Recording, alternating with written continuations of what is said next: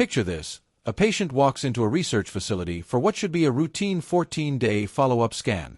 The technician positions the ultrasound probe against their leg, and within moments, something unprecedented appears on the monitor. Dr. Michael Greger, a physician who has reviewed thousands of medical studies and seen countless patient cases, stares at the screen in disbelief. The vascular changes documented in just 2 weeks challenge everything he thought he knew about circulation and healing. This isn't just another supplement success story. This is a medical mystery that's forcing researchers to rewrite their understanding of how nutrients can transform our vascular system at the cellular level.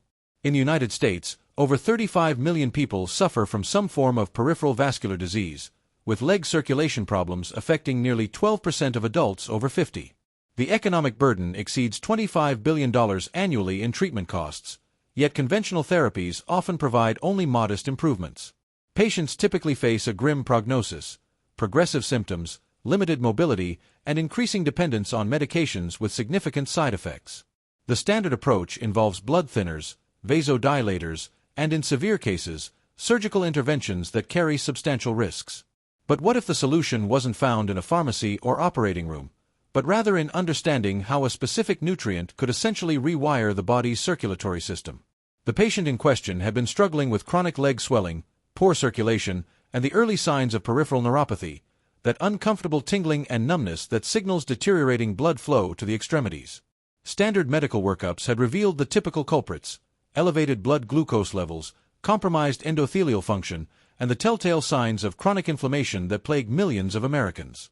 The initial scans showed exactly what doctors expected: restricted blood flow, vessel inflammation, and the gradual deterioration that characterizes progressive vascular disease. Nothing about this case seemed particularly unique or promising. The breakthrough came when researchers decided to investigate the role of thiamine, vitamin B1, in vascular health. While most people think of B1 primarily in terms of energy metabolism or nerve function, emerging research was beginning to reveal its crucial role in maintaining the integrity of blood vessels. The patient was given a specific form of thiamine, along with carefully measured amounts of magnesium and potassium, creating what researchers now understand to be a synergistic combination that addresses the root cause of circulatory dysfunction at the cellular level. What happened next defied medical expectations. The sodium-potassium pumps in the patient's cells, those microscopic machines that regulate fluid balance and use up to 40% of cellular energy, began functioning with remarkable efficiency. These pumps, often compromised in people with elevated blood sugar, started working like new machinery. The interstitial fluid retention that had been causing the leg swelling began to resolve as the cellular pumps regained their ability to properly manage water and electrolyte balance. But the real revelation came from understanding the connection between blood sugar and vascular damage. When glucose levels remain elevated, sugar molecules literally attach to proteins in the bloodstream through a process called glycation. This creates what researchers call advanced glycation end products, or AGEs, which are essentially damaged proteins that can no longer perform their vital functions. The hemoglobin A1C test that diabetics know well measures exactly this phenomenon: how much sugar has permanently bonded to blood proteins over a 3-month period.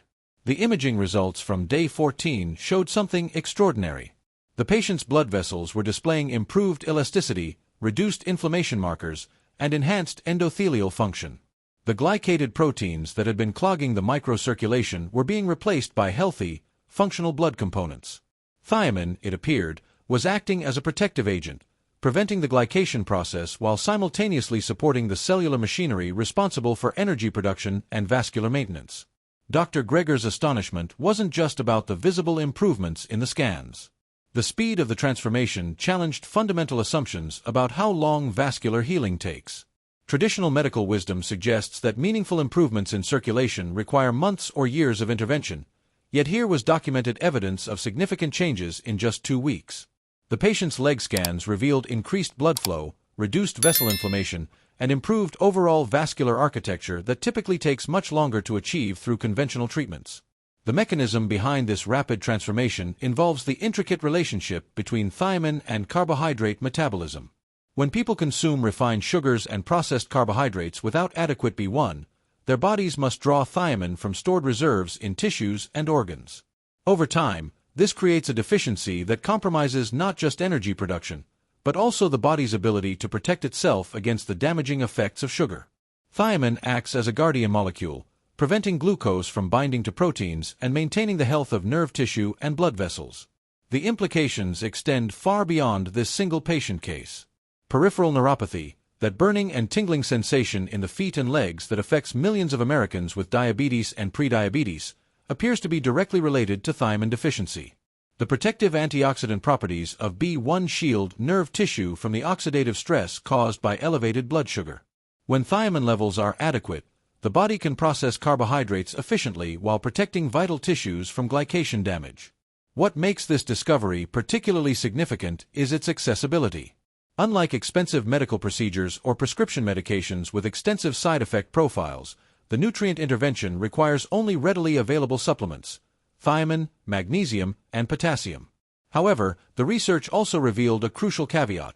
The benefits disappear rapidly when patients return to diets high in refined carbohydrates. The swelling, poor circulation, and neuropathy symptoms return because the underlying metabolic dysfunction resurfaces when the protective nutrient shield is overwhelmed by dietary sugar. The patient's success story represents a paradigm shift in understanding vascular health. Rather than viewing circulation problems as inevitable consequences of aging or genetic predisposition, this case demonstrates that many vascular issues stem from correctable nutritional deficiencies combined with dietary choices that overwhelm the body's protective mechanisms. The 14-day transformation suggests that with proper nutritional support, the human vascular system possesses remarkable regenerative capacity. For the 108 million Americans living with diabetes or prediabetes, this research offers hope beyond traditional management strategies. The standard approach of managing blood sugar through medication while accepting progressive complications may be unnecessarily pessimistic. Instead, addressing the nutritional foundations of vascular health could prevent or even reverse many of the debilitating complications associated with metabolic dysfunction. The broader implications challenge healthcare providers to reconsider their approach to circulatory disorders. Rather than focusing solely on symptom management through pharmaceuticals, there's compelling evidence that nutritional interventions targeting the root causes of vascular dysfunction could provide superior outcomes with fewer side effects. The patient's remarkable response to thiamine supplementation suggests that many people diagnosed with incurable circulation problems might actually be suffering from correctable nutritional deficiencies. Moving forward, this discovery opens new avenues for both prevention and treatment. For individuals experiencing early signs of circulation problems, leg swelling, cold extremities, or peripheral neuropathy, the research suggests that addressing thiamine status alongside magnesium and potassium levels could halt or reverse the progression of symptoms. The key insight is that vascular health depends not just on avoiding harmful substances, but on providing the specific nutrients required for optimal cellular function. The lesson from day 14 is clear. The human body's capacity for healing, when provided with the right nutritional tools, can exceed medical expectations. This patient's transformation from declining vascular health to remarkable improvement in just 2 weeks demonstrates that hope exists even in cases where conventional medicine offers limited solutions. The path forward requires combining the best of modern medical monitoring with a deeper understanding of how fundamental nutrition supports the body's incredible ability to heal and regenerate. For anyone struggling with circulation problems, leg swelling, or the early signs of peripheral neuropathy, this research provides a roadmap. The combination of thiamine, magnesium, and potassium, coupled with dietary changes that reduce the burden of refined carbohydrates, offers a scientifically supported approach to vascular health that addresses root causes rather than merely managing symptoms. The Day 14 scans prove that transformation is possible. The question is whether we're ready to embrace a new understanding of how nutrition can revolutionize vascular medicine.